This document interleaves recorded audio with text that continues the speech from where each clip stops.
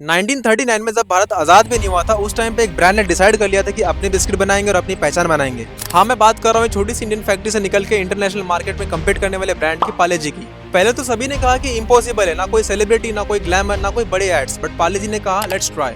फिर क्या, बस एक बिलीफ के साथ स्टार्ट किया कि हर एक इंडियन डिजर्व करता है एक अपना बिस्किट। उन्होंने सेलिब्रिटी नहीं, कॉमन पीपल पे ट्रस्ट किया। एक पैकेट, एक टेस्ट, एक इमोशन, वही उनका डीएनए था, उन्होंने उससे ही मार्केटिंग की। और आज पार्ले जी और पार्ले कंपनी सिर्फ एक बिस्किट नहीं, एक ब्रांड है, एक सिंबल है। ये बिस्किट सिर्फ एक टेस्ट नहीं, एक रेवोल्यूशन है जो बताता है कि मेड इन इंडिया भी दुनिया जी सकता है।